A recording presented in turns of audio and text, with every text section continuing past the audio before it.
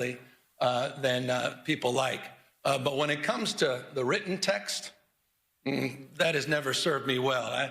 I did a little children's book a few years back that sort of exposed the truth, the ugly truth about my challenges with reading. I'm not shy or, embarrassed about my 960 SAT score, but I am a little bit about my inability to read the written text. And so it's always been something that I have to work through, and I'm confronting. And so I say that with grace. I say that with the humility that's at hand today. And I also say that in the spirit, as I said, of what the speaker was saying. For some of you, it may have been a little jarring what he said. For others, it was more than appropriate. It's the stress that many of us are feeling, the stacking of stress, in that journey the Lieutenant Governor is talking about over the last 7 years. And I don't think we've given ourselves the kind of grace that we deserve. We never had time to really reflect on everything we've been together. Last time I talked here was 2020. And all of a sudden, everything was virtual. And we came right out of that, and the social unrest, supply chains, inflation, all this stacking of stress. And so I'll try to reflect some of that in my comments today. I'll say things that may be piercing to some of you, but it's not intended to demean. It's not intended to divide. But I'm speaking from my heart. I'm saying what I think. Again, with the grace and humility to know that I am constantly a work in progress. I'm learning on this job, 7+ years in, learning every single day, and proud in closing as I jump into the speech of all of you and all that I've learned from each and every one of you, each and every one of you, regardless of your politics, regardless of your faith, regardless of where you live and who you voted for. I just want to express gratitude to every single person in this chamber, to every single person that shaped who we are today and what this state represents, not just today, but tomorrow. But first,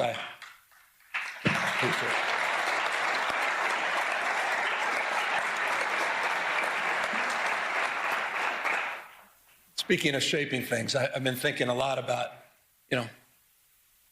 your final speech. Think about your life. Think about your journey. Think about the things that shaped you. And I'll begin a little bit with that, about having spent nearly my entire life, now almost 6 decades, along the rivers of this remarkable state, from my youthful days on the upper American River with my dad to my time with my own children downriver, not too far from here. Those rivers that have shaped the story, not only my life, but shaped the story of California, a sense of place, from native people shaped by these rivers to men who extracted riches from their silt. The shout of Eureka, Eureka. It's when the madness began. Fortunes were made, fortunes were lost, time over and over again. Farmers who worked the soils nourished by those rivers, settlements that turned into towns that turned into thriving American port cities, industries in our state flourished. Through 2 world wars, a Great Depression and social upheaval, booms and busts, California endured, California thrived, and the rivers, they kept flowing. For 175 years, California has been a marvel of invention and reinvention, disaster and recovery, grit and ingenuity. We've found ways to build the future over and over. But today, that spirit is being tested. We face an assault on our values unlike anything I've seen in my lifetime. The federal government, respectfully, it's unrecognizable, protecting the powerful at the expense of the vulnerable. Their credo seems to be about fear of the future, fear of the stranger, fear of change. In Washington, the president believes that might makes right, that the courts are simply speed bumps, not stop signs, that democracy is a nuisance to be circumvented, secret police, businesses being raided, windows smashed, citizens detained, citizens shot, masked men snatching people in broad daylight, people disappearing. using American cities as training grounds for the United States military. Purposeful chaos emanating from 1600 Pennsylvania Avenue. Shifting the tax burden from the wealthy, from billionaires to small businesses, ranchers, farmers, and the middle class, lining the pockets of the rich. Crony capitalism at unimaginable scale. State capitalism, self-dealing, profit-making, not policy-making. Rolling back rights of marginalized communities, rewriting history, censoring historical facts. Their politics, some politics of some twisted nostalgia about restoring the dynamics of a bygone era. None of this is normal. And it's important to remember at moments like this, the greatest tragedy is not, as King said, the clamor of bad people, but it's the appalling silence of so many good people.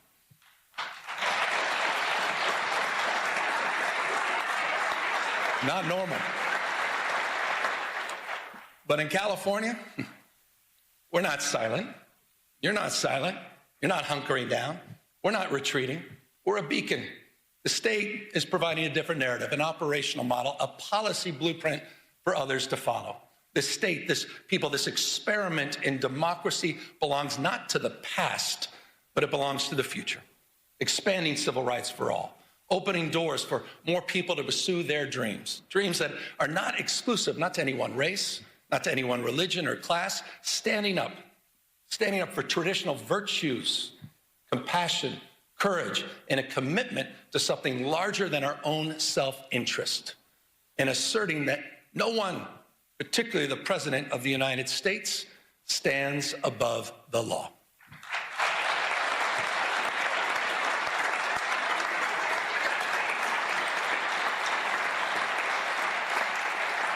We've gone to court. We've gone to court. We've gone to court to protect our people, pushing back against this executive overreach. 52 lawsuits have been filed, funded by you, by the way, in the special session that all of you led. And as a consequence, point of pride for our Attorney General, as a consequence,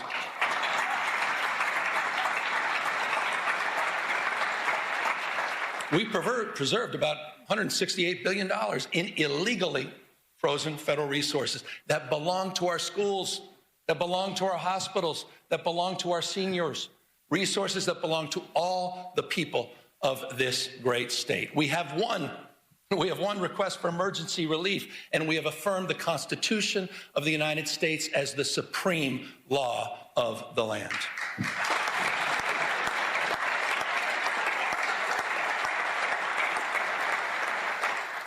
I say this with respect, but mindful. But Mr. President, you can't cut off critical food assistance for millions of people. You can't send the military into American cities without justification. And you cannot cruelly and illegally cut off funding for medical research, homeland security, or disaster response. That is wrong. That is wrong. And you have all stood up. You have all stood up. Our Attorney General has stood up. Our Speaker has stood up. Our Pro Tem has stood up. All of you, on behalf of all people in our state. Proud of that. You should be proud of that.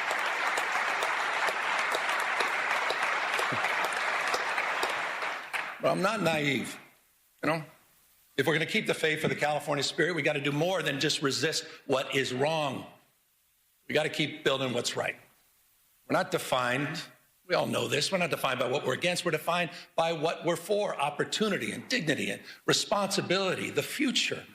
Every year, the declinists, you know who you are, the pundits and critics suffering from California derangement syndrome. Look at this state to tear down, try to tack all our progress, but we know the truth. California's success is not by chance, it's by design. We've created the conditions where dreamers and doers and misfits and marvels with grit and ingenuity come to build the impossible. We became a destination for the world's first-round draft choices, the best and the brightest who come here from all over the world for riches and new beginnings. And I'm not just talking about the tech CEOs and the founders in Silicon Valley or the producers and writers in Hollywood. I'm talking about the mechanics in Modesto, the farm workers in Salinas, and the police officers in El Centro.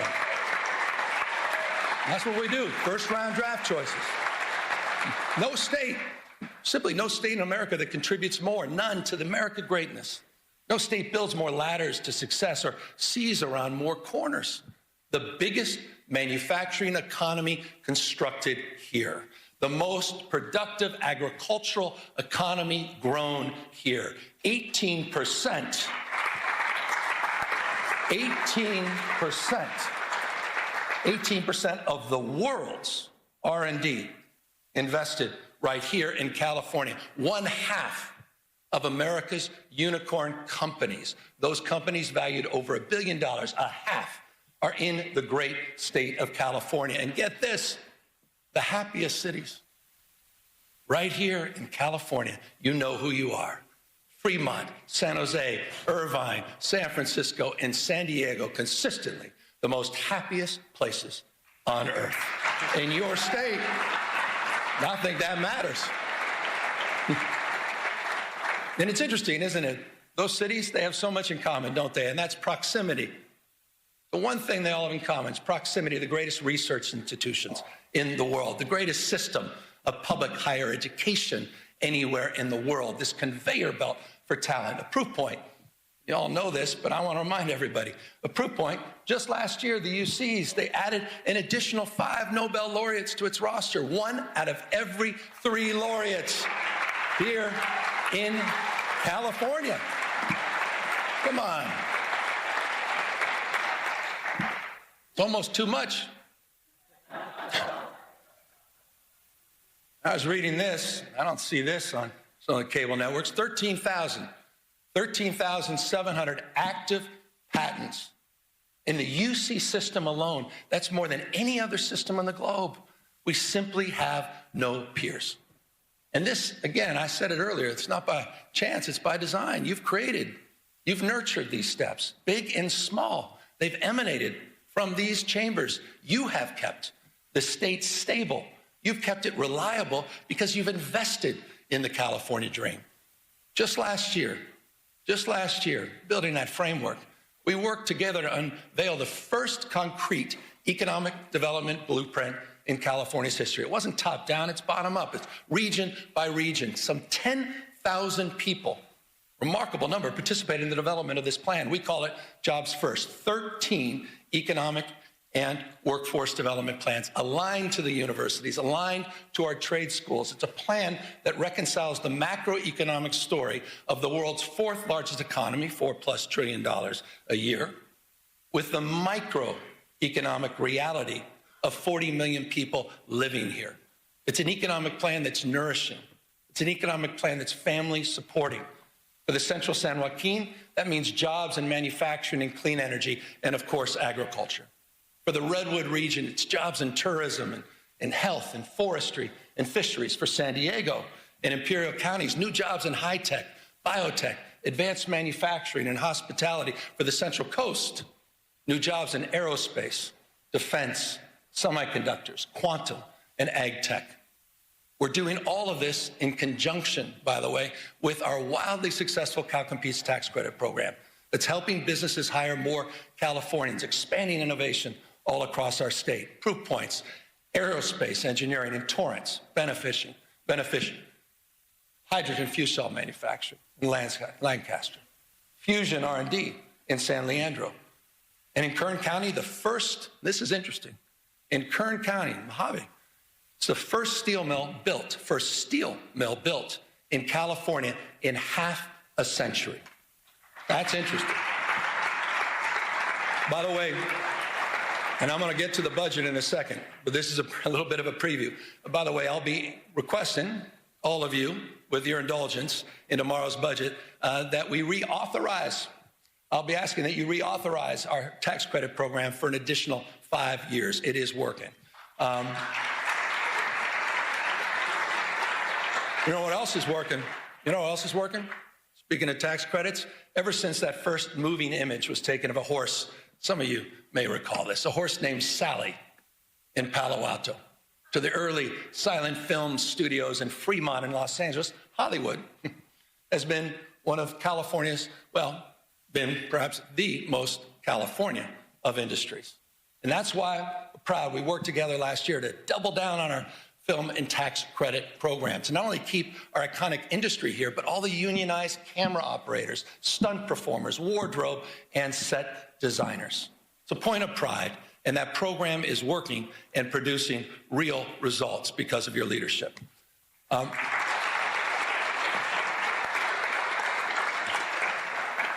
But as we support our proud past, we also need to make investments in our economic future. We're defining the next decade and beyond through robotics and fusion and space and quantum and artificial intelligence. And speaking of which, I understand it goes without saying that no technology holds more promise, also and more peril to jobs, our economy, to our way of life than artificial intelligence. Bottom line is the tech genie's out of the bottle. So the question is not whether change is happening, it is. The question is, what values will guide us into this new frontier?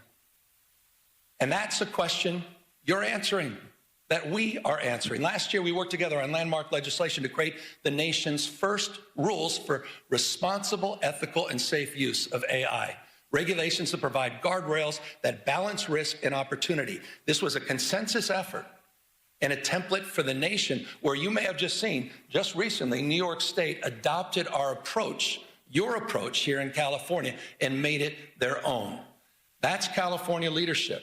We're leading the way in this space. It's how we're shaping the future. And it's a unique combination, isn't it, of conscience and capital, of entrepreneurial and innovative spirit that encourages risk-taking but discourages recklessness. Policy that creates predictability, so investors have confidence and innovators have space to dream and do. Compare this, compare that to this carnival of chaos on the national stage. All these mini dramas that we have to deal with hour by hour, this sort of vapid day trading with real world consequences. No more striking than that big, beautiful bill. Just want to remind everybody what it means to all of us here in California. That big, beautiful bill is putting 1.8 million Californians at risk of losing their health insurance. 2 million facing premium increases. 2 million. Cuts in food aid poised to impact some 375,000 Californians. And for what? For what? All to benefit the top 10% of this country. People already own 2/3. Top 10%, 2/3 of the household wealth. Plutarch, Brown quoted Cincinnatus in his last speech. I'll quote Plutarch. Said the imbalance, said this almost about 2,000 years ago. He warned the Athenians. Imbalance, 2,000 years ago. The imbalance between the rich and the poor is the oldest and most fatal ailment of all republics. Think about that. 2,000 years ago. It's just not sustainable. It's not. Understanding the lessons of the past, California, all of us, we've marched the beat of a different drum.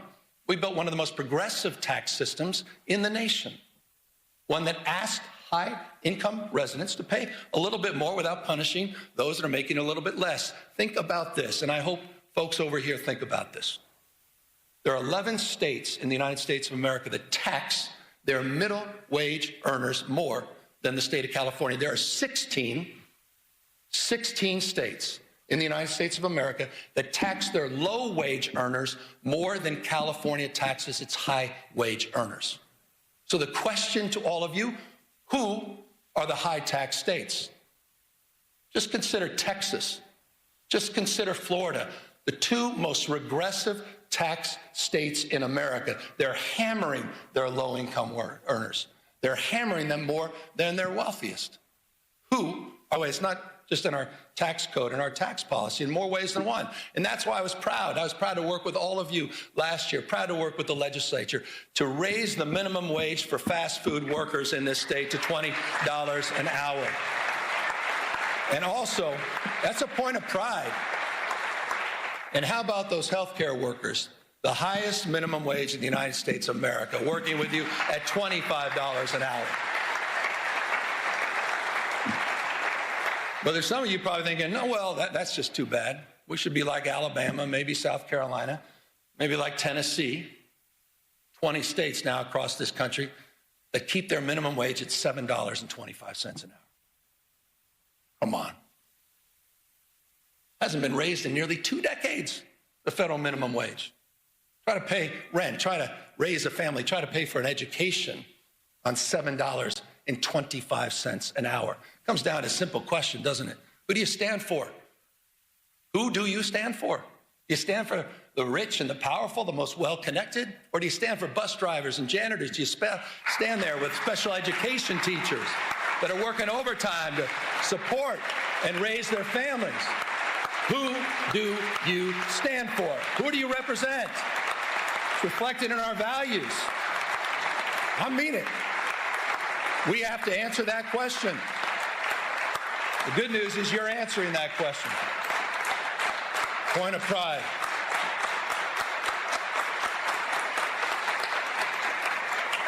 California way. I mentioned special education. Let's talk about our educators. I'm proud to submit a budget, a little bit of budget speech now. I'm proud to submit a budget tomorrow that has the most significant investments in California's education history. That's a fact. That's happening tomorrow. But this may interest some folks, what I'm about to say. It will be a general fund budget of $248.3 billion. But this is interesting. You may want to write this down. It includes revenues that are $42.3 billion higher than we forecasted. $42.3 billion higher. Why? Why? Because our economy's growing. Our population's growing. Why? Because of the energy and daring of entrepreneurs that are growing and dominating in the industries of the future. As a result of that $42.3 billion win, almost $3 billion above projection. Interesting fact. Mindful, as we should be, of the erratic nature of our state revenue and our long-term structural challenges that we will discuss in detail tomorrow in the budget presentation. We're going to rebuild our reserves, $7.3 billion. We're going to pay down long-term pensions, and those obligations, over $11.8 billion will be met over the next few years, including $3 billion just in next year's budget. Speaking of obligations, I want to broaden this. Some of the work that we've done together, it's the obligation that we have, no greater obligation than to our kids. And back to the issue of education. That's why tomorrow's budget includes a record-breaking $27,418 per student. We have never had per pupil investment as large as that in our state's history. It's also a budget, we got to celebrate our wins. We forget about these things. It's also a budget that fully funds our brand new grade, TK for All, and maintains our commitment at the same time to reduce class sizes. Fully funded. Also a budget that continues our nation-leading investments. And I'm proud. My wife, thank you for the recognition, Mr. Speaker, my wife. But I'm proud, but she hadn't done anything yet. Hold on. But I'm proud of her advocacy and your advocacy, making sure we continue to lead the nation in our investment in school meals. Nearly $1 billion. This is amazing. It's nearly $1 billion breakfast, lunch, and snacks each and every year. We're going to take that to the next level. And it's also, this budget's going to advance the nation's most expansive and audacious plans to eliminate ultra-processed foods at the same time from our cafeteria. California is leading in that space.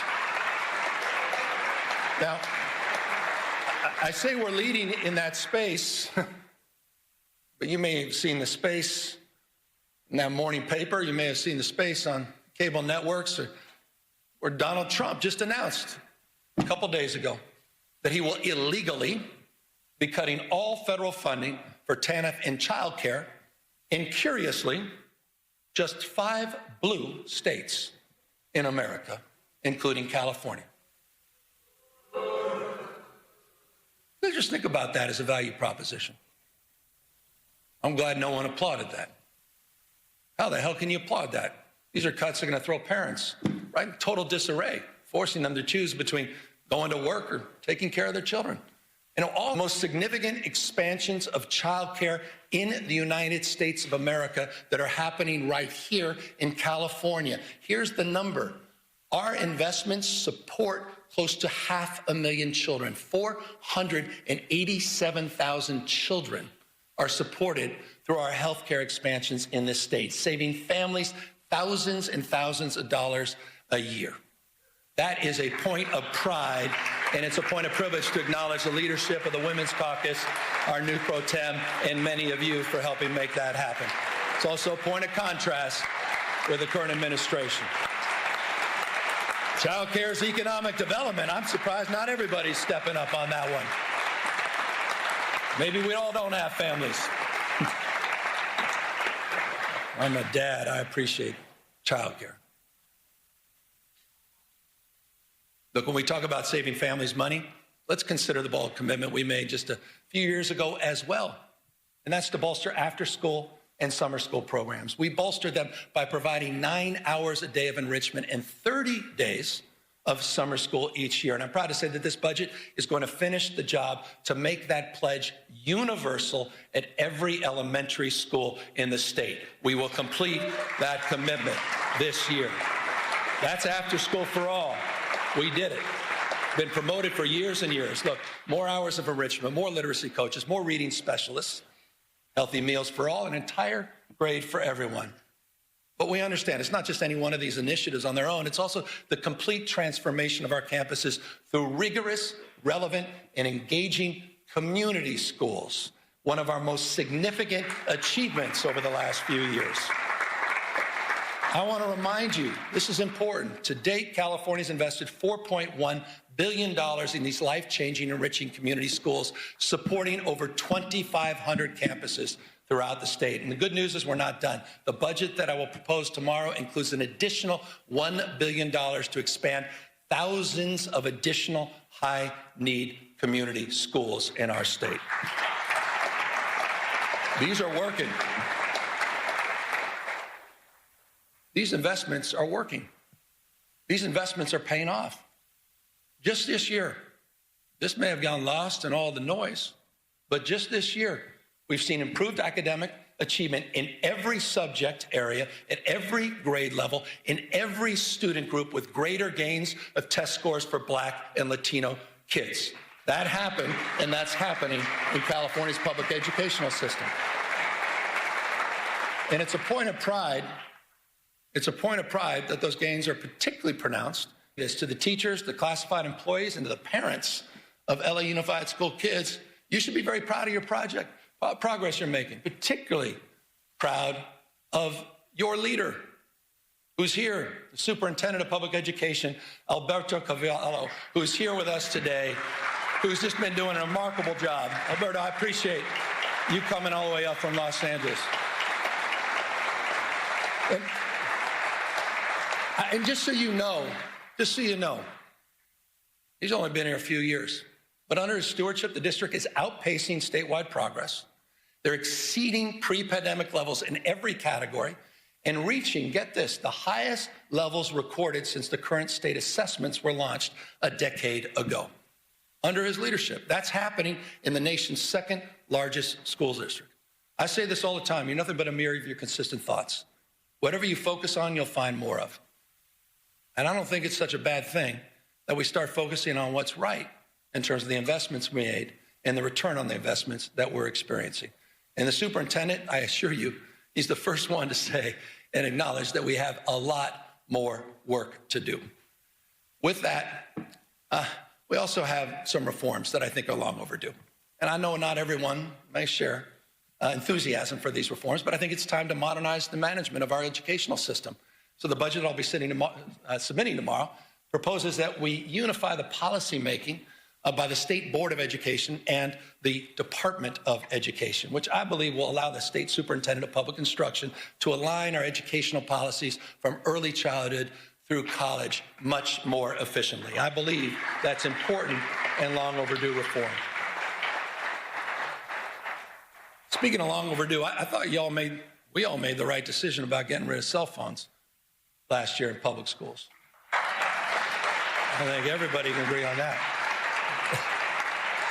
And if you don't agree, you're not a parent.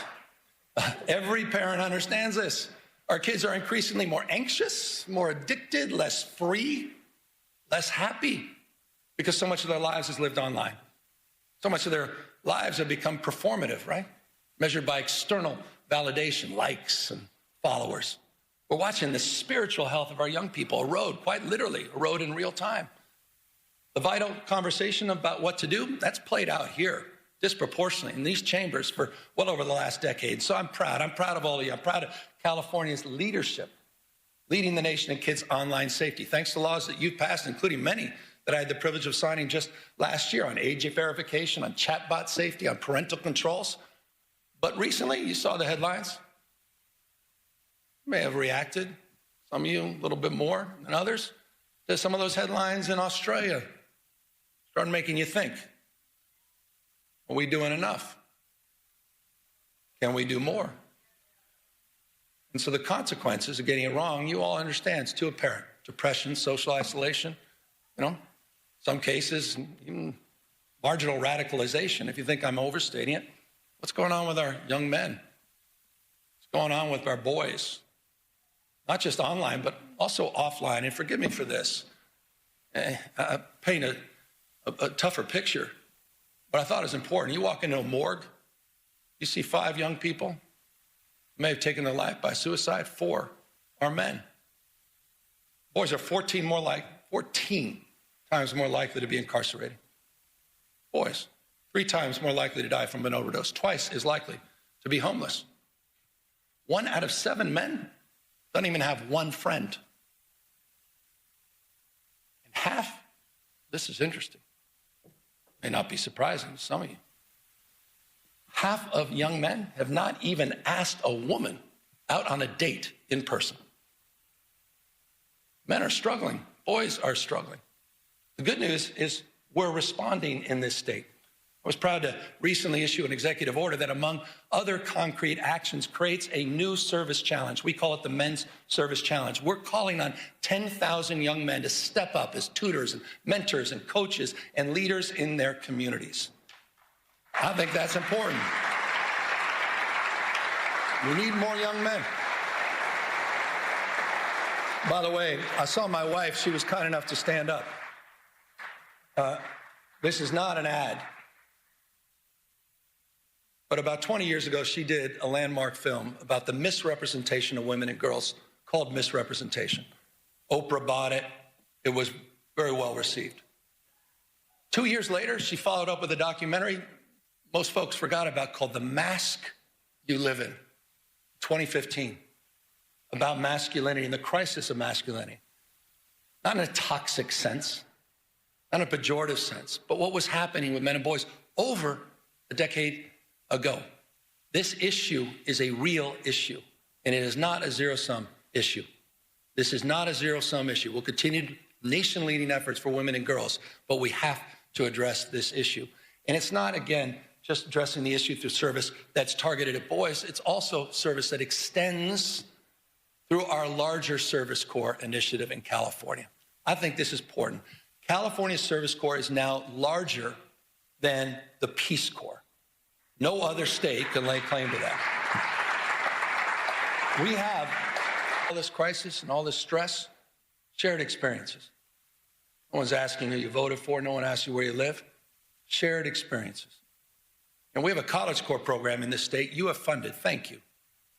The College Corps program, unlike anything else in the United States, over 3,500 students are earning up to $10,000 to reduce their cost of education. And what we ask for in return is 450 hours of service.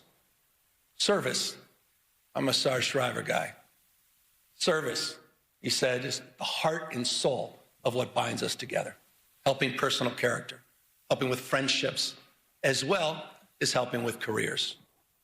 And on the career front, I also want to highlight something that you funded. I want to highlight the progress you've made. I want to thank you for the commitment. We created the state's first master plan for career education. It was a 3-year process. We just recently completed it. Creates these seamless, debt-free pathways from school to high-paying jobs with or without college experience. We're integrating new training, strengthening these regional partnerships, and building a new career digital passport so people can track their skills. We set a goal of 500,000 apprenticeships by 2029. Today, we have exceeded that goal. Over 600,000 earn and learn opportunities, more than any other place in the country, have been funded by all of you in this chambers. That is a big accomplishment. No other state can lay claim to that. Apprenticeships matter. And these are folks in the skilled trades, right? These are the electricians and the laborers and the carpenters. And by the way, they're already at work strengthening and building the physical foundations of our state. Right now, in the state of California, we are building more infrastructure projects than at any other time since Governor Pat Brown. That is a fact. It's a fact. And by the way, we've got a website called build.ca.gov. And you'll see when you go to that website, into your districts, into your community, you'll see the progress. $109 billion currently underway, more than 28,000 separate projects supporting over 200,000+ jobs to strengthen this state. Environmental restoration, energy projects, roads, bridges, water, power, rail, ports, broadband, which we're getting done for rural communities. Sites Reservoir, the first above-ground water storage in half a century, as well as the world's largest battery and solar storage project, 2,300+ megawatts in Fresno County, all moving forward, but also moving forward under California 2 years ago. Getting it done and getting it done faster.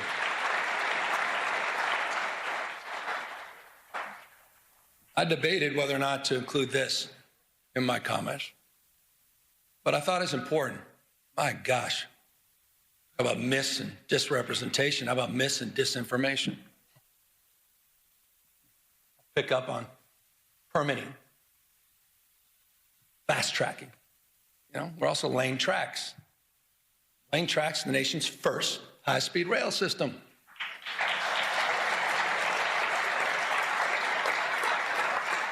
You want to do well in the future, you got to invest in the future.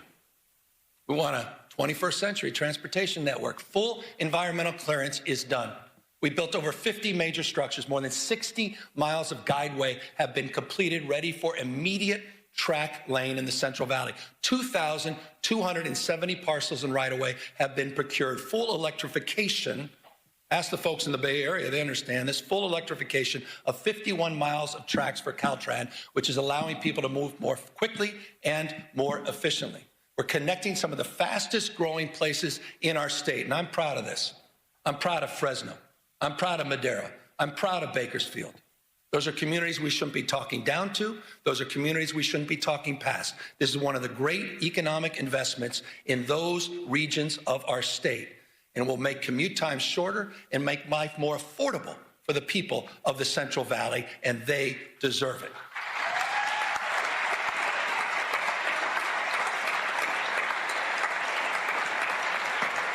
By the way, affordability, it's not a word we just discovered. Certainly not a hoax. So just briefly, here's the way we think about it. I think the way most of us think about it, it's not just one issue. It's a stacking of many, many issues on top of each other. But the one issue that impacts more things in more ways on more days, pretty self-evident, cost of housing. It's really California's original sin. For decades, it's true. For decades and decades, the California housing reforms have been sort of notable for delay, often even denial. That said, a few years back, we got to work. In 2019, we passed the strongest statewide renter protections in the United States of America. We did that together. In the past few years, we have enshrined the most consequential housing reforms in our state's history. Just last year alone, and I'd have to name check about 20 of you. Scott Buffy among many. But clearing away regulatory thickets, forcing local governments, often resistance, to get in the game, and modernizing our environmental review. But we obviously have more work to do. And this year, I hope we can work together, legislature, to focus on the cost of construction, focusing on utilizing new building methods and new technology that are worker-centered reforms that must bring our brothers and sisters in labor along with us. We have that opportunity this year to build on that. There's another area that also requires our, I think, urgent attention, and that's the institutional investors that are snatching up homes by the hundreds and thousands at a time. These investors are crushing the dream of home ownership and forcing rents too damn high for everybody else. And I just humbly submit, I think it's shameful that we allow private equity firms in Manhattan to become some of the biggest landlords here in our cities in California. It's time to tackle that issue, and I look forward to working with all of you to address it. So in the next few weeks, and I've heard from a number of you on this, and I think there's some bills in this space. I look forward to working with the legislature to combat this, at the end of the day, it's just monopoly. It's monopolistic behavior, and strengthen accountability, level the playing field for working families. And that's going to mean more oversight and enforcement, and it potentially is going to mean changing some of our state tax code to make all of this work. Look, Malia liked the word tax. Housing is just one component. Housing is one component on this stack of affordability challenges that we face. And that's why our stack of solutions has included more than tripling the earned income tax credit in this state and providing some $7.6 billion back into the pockets of people since 2019. We've created the Young Child Tax Credit, the Foster Youth Tax Credit, new programs that we created together. And I'll remind you, we increased paid sick leave and paid family leave, allowing eligible workers, this is important, just went into effect, to receive up to 90% of their wages while they're raising and supporting their families. Few states in America are doing that. Through all of these programs, through all of these targeted tax credits, these rebates and program expansions, the average California family now saves $18,000. Not insignificant, $18,000. But I also am mindful and recognize that the new cost of eggs is now your energy bill. The number one driver, by the way, number one driver of your increased energy bills over the last decade has been the cost of hardening our infrastructure and other wildfire-related costs. Respectfully, significantly, not exclusively driven by climate change. That's why I was proud to work with all of you to extend our nation-leading Cap and Invest program for another 2 decades. But when we did this, we were mindful of this crisis as it relates to utility bills. And we provided in that extension close to $60 billion in rebates for your monthly energy bills. This legislature did that. That is a meaningful accomplishment to address the issue of affordability. We also worked across our differences, finally, after years and years, to come up with a new energy market, a regional energy market that will also increase reliability at the same time it lowers energy bills. By the way, one of the things that's not high, interestingly, unsurprisingly in California, is our uninsured rate. 6.4%, it's among the nation's lowest. In addition to our healthcare expansion, no other state has done more in that space. We also subsidize some 370,000 people to help bring down the cost of their health insurance through Covered California. But respectfully, it's not good enough just to subsidize healthcare costs. We need to lower them fundamentally. And we're doing just that, working together through our CalRx program. We launched our own generic drug label just last week, we released and launched a insulin pen at just $11. No other state can lay claim to that. It is now available to Californians. By the way, it's just like we did with naloxone last year and other life-saving drugs. So it's in that spirit that we, focused on reforms, including in our mental health and homeless space. And I want to just acknowledge, when I got here, We had no homeless plan. We had no housing plan. We had no mental health plan. There's no accountability. There was little investment. Not a knock. It just wasn't the focus, the priority of Sacramento. It was the responsibility of cities and counties. I know this intimately as a former mayor.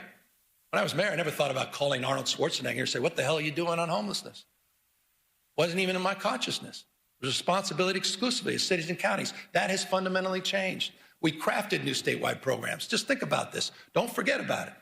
You funded Home Key. You funded Project Room Key that together have taken, quite literally, PolitiFact this, 72,000 people off the streets by converting hotels and motels and other properties into long-term housing. And by the way, we're seeing results. We're seeing results. Early data just compiled. You may have seen this. We just released it. Early data shows, and this is the important number, unsheltered homeless, that the number of unsheltered homeless in California dropped almost double digits, 9% last year in 2025. It dropped in the state of California. First time in over a decade and a half that we can lay claim to that. LA down 10.3%, Riverside down 19%, Contra Costa County down 34.8%. And I'll remind folks, by the way, you think this is unique to California?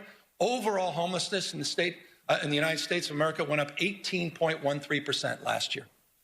California, 2025, unsheltered homeless, 9% reduction. First time in almost 2 decades.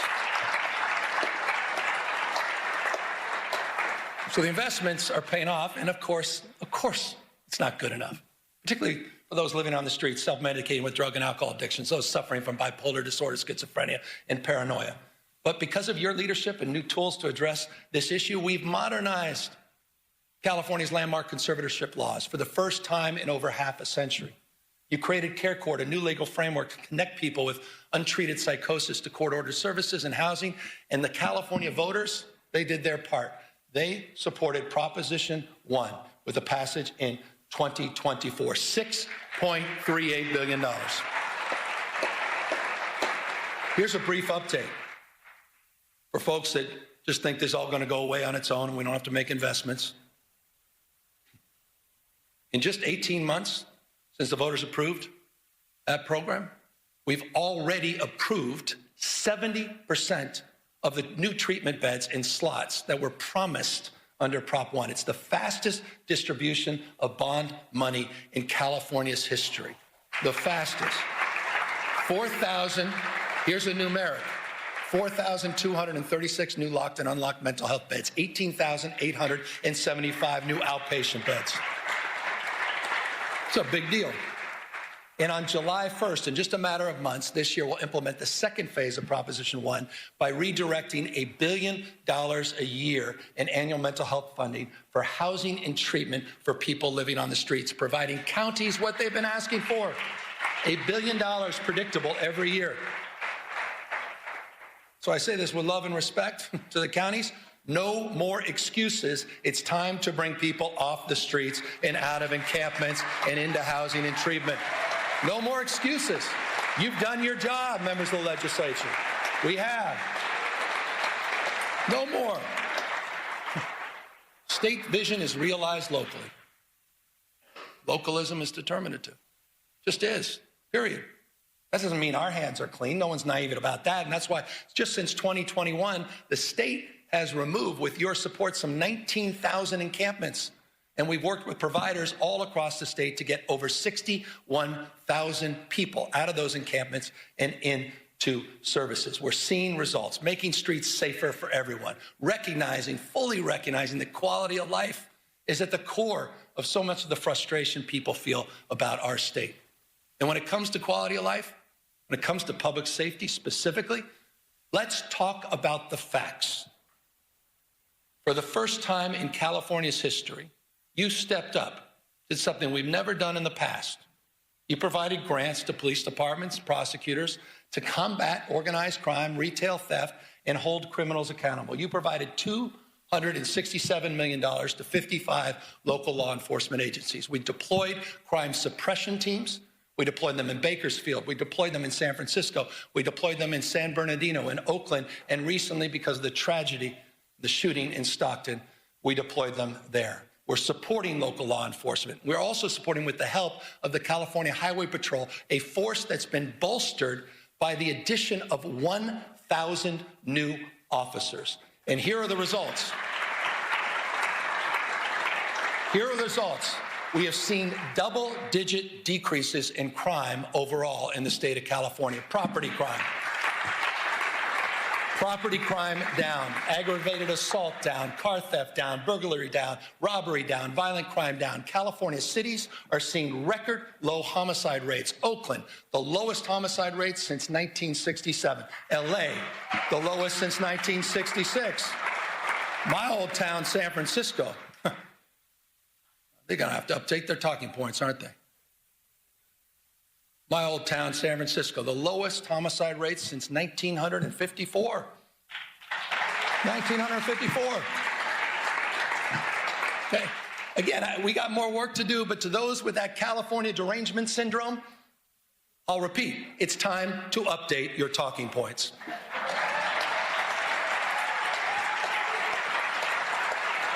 You guys have been working hard at this. No one's walked away from public safety. You guys have been leaning into public safety. We didn't turn a blind eye to this. We invested in it. We did the hard work. We didn't sit by and moralize it. We didn't talk about it. We leaned in. You leaned in. And you're producing real results all throughout the state of California. Proud of that. Look, California remains the most blessed and often cursed place on earth. Profound natural beauty, prosperity, profound natural disasters, testing our spirit, testing our resources. I just want to close with two things here. I was down in Belém in Brazil at COP30 recently. It was a climate conference. By the way, the U.S., nowhere to be found. We were a footnote. The United States was a footnote. China, close to 800 delegates. United States, not one, not even a note taker. I want to remind everybody, China today manufactures industrial policy, manufactures 70% of the world's electric vehicles. They're flooding the global market with increasingly high quality and inexpensive cars. And I just want to say this clearly, so it explains a little bit about our rationale. This is not about green power. This is about economic power. They are dominating the space. They're locking in markets. They're locking in supply chains. They're locking their influence all across the globe. They're cleaning our clock. But in California, we're not bystanders. We've already seen 7 times more clean energy jobs than fossil fuel jobs in the state of California. And last year alone, the 4th largest economy in the world, using 100% clean energy, 4th largest economy in the world, was run on 100% clean energy for at least a part of 9 out of 10 days. Think about that. It's unprecedented. Unprecedented. Almost 9 out of 10 days. Two-thirds of our energy comes from clean sources. Solar, hydro, comes from wind, and geothermal comes from nuclear power. And just last year, California finally ended its use of any coal-fired power. None. We're in the how business. We're proud to be in the how business, and we understand something that increasingly people are starting to understand, at least people that are open to argument, interested in evidence. That climate risk is financial risk. That climate risk is becoming uninsurable. That's why in California, we're making our homes and communities more resilient to heat and fire. That's why we're working with our insurance commissioner. A lot of work to do here. Talk about grace. Working with our insurance commissioner to protect homeowners from unpredictable rate increases and cancellations. We became the first state, together, we became the first state in the country to require insurers to lower insurance for home hardening upgrades. That is not the case in any other state. And in the last few months, this is important, in the last few months, 6 insurance companies announced their commitment to remain in or expand coverage here in California. Again, A lot more work to do. That was important. It was an important milestone. You saw it, Farmers and Mercury and some of the AAA affiliates. Important milestone. We have more work to do. Fully implement the commitments we laid out in the sustainable insurance strategy, and more work to do to hold insurance companies accountable for meeting their obligation to insure in high-risk areas throughout the state of California.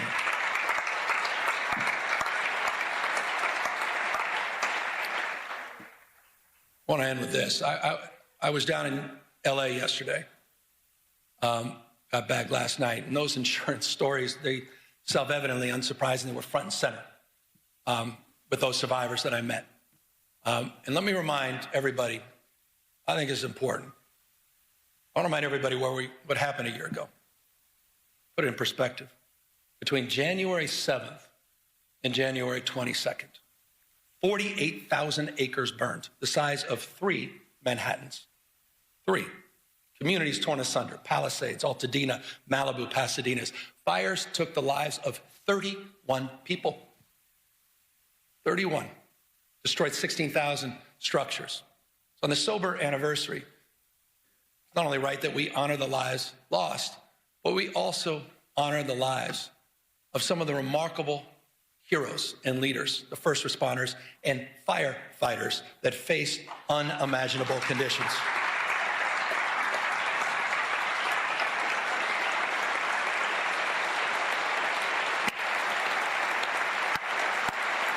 Some of you were there. You saw it.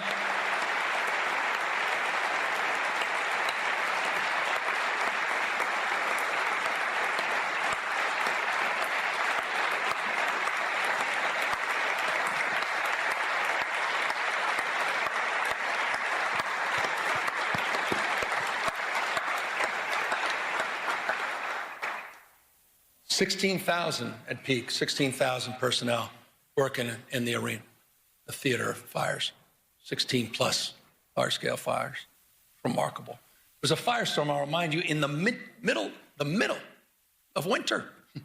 Hurricane force winds attached to a fire. What they did, I don't need to say it, you just demonstrated, was miraculous, it was heroic. They battled these impossible conditions in the wind and in the dark, flying dangerous night missions over the firestorm. CAL FIRE, as you saw a moment ago, is in the audience, but you know who else was up there? And thank you for applauding the community groups and the business owners, and most importantly, and can you just stand up? And I'd ask you all to stand up again. The survivors of the Eaton and Palisades fires. Would you all just stand up? And thank you for... We haven't forgotten about you. We won't forget about you. You said we had your back, and we mean it. Thank you. Thank you.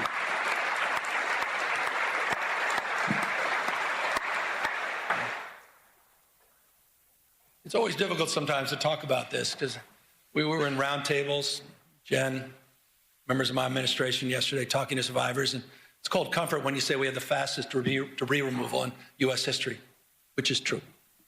Fact. We provided mortgage relief. You provided $2.5 billion of grants and funding. I've signed 27 executive orders.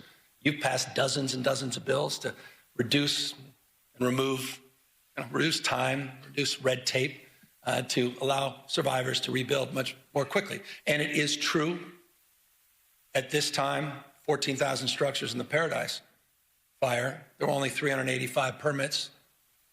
16,000 structures. We've over 2,500 permits in LA, but it doesn't mean anything if you're not one of the beneficiaries of that. And so we recognize that it's not good enough, and it's not nearly good enough. And that's why we need to do more to turbocharge the efforts to rebuild these communities. And that's why I'll be asking you, and it's in the budget we'll provide tomorrow, to focus on a new rebuilding fund that will help close the gap. This is the biggest challenge. Close the gap between insurance payouts and the cost of rebuilding. This will help get survivors back in their homes much, much faster. But I'd be remiss. Contrast these efforts with the President of the United States. Been a year. Contrast these efforts to Donald Trump's, his complete failure to act. He's even refusing to send a disaster recovery request to Congress of $33.9 billion. By the way, that request supported by every member of the California delegation, every Democrat, every Republican.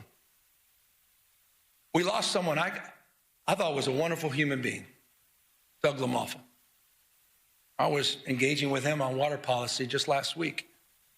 Doug had our back. Doug was there in the first round. Doug met with us. Doug said, we don't play politics with this.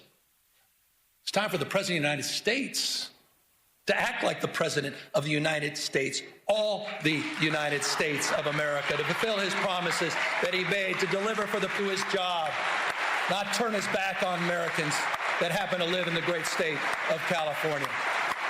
He was there. We were there for you in paradise.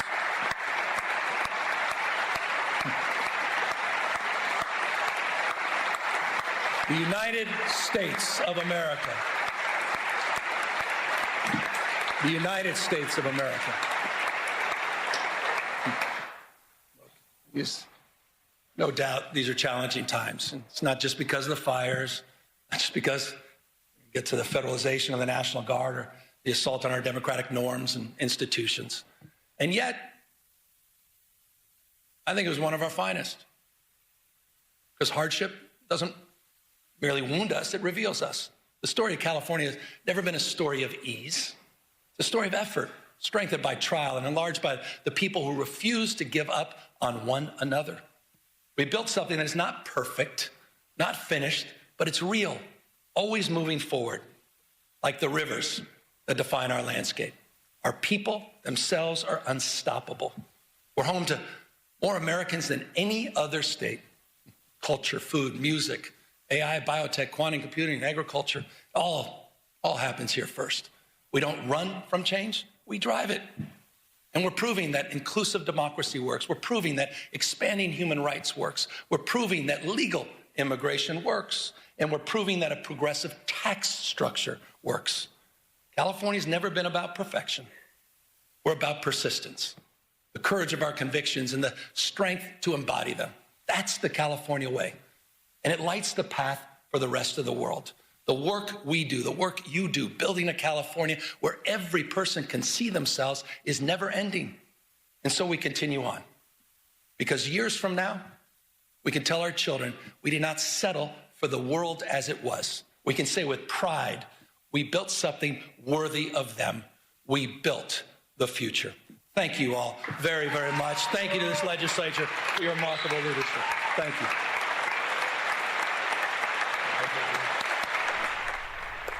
You've been listening to Governor Gavin Newsom in his last State of the State address there.